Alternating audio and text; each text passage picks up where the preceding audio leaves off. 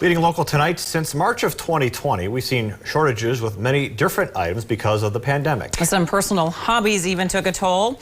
Lane Hankins tells us more about what's going on in the world of trading cards. When everyone was stuck at home during the height of the pandemic, people tried to find new hobbies or resurrect old ones.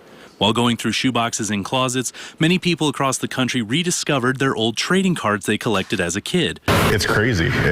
Right now, it's the hottest market in the world. They're looking for everything that they can on sports and collectability. And it isn't just sports cards flying off the shelves. Pokemon cards have once again exploded in popularity, so much so they had to release a statement acknowledging the run on Pokemon. And if you play your cards right, you could get into some big money.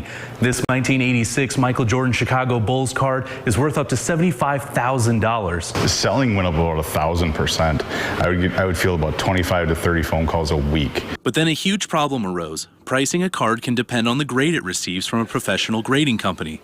Companies like Professional Sports Authenticator or Beckett Grading Services. They look for things like the condition of the cards, bent corners, frayed edges, or any type of damage to the card. Getting a 10 on a card goes a long way for value, especially if it's from PSA. A PSA 9 versus a BGS 9 of a key card sells for about 30 to 35% more than its the Beckett counterpart. During the pandemic, PSA took on a few million more submissions than they normally see, causing a massive backlog for grading. Starting in April as a response to the massive influx of cards, PSA stopped accepting any new card entries looking to be graded. But that caused yet another problem, sending card prices through the roof.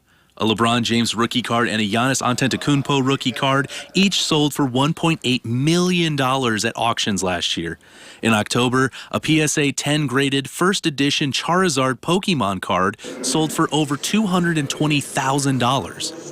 The disadvantage of seeing the prices go up so fast on these cards is that it knocks the kids out of the collecting world because they just can't afford it. Mom and dad will give them a $10, $20 bill, but we have more packs that are $100 plus just for a pack of cards anymore. Kids like Charlie Anderson, a card collector of about 4 years now. The best part about collecting cards is seeing what you're going to pull in each pack and just collecting them either from card shows that you can go to or from your friends. Anderson used to buy cards fairly often at retailers such as Walmart and Target, but because of the card craze, a lot of those retailers are limiting or just not carrying cards anymore. Yeah, they're really expensive and you basically can't find them even if they're the cheapest product that they have.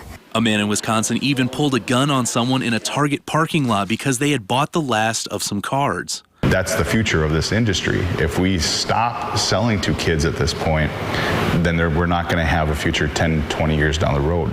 Because we, back in our teens, were collecting cards, and that's what we went through during this pandemic. And now they're passing it on to their kids. But now with the prices going up, are those kids going to pass it down to their kids? But the future of trading cards is looking up. Reporting for KX News in Bismarck for the last time, I'm Lane Hankins. So if you have cards laying around at home, you better take a look. And PSA is hoping to start accepting admissions again in July.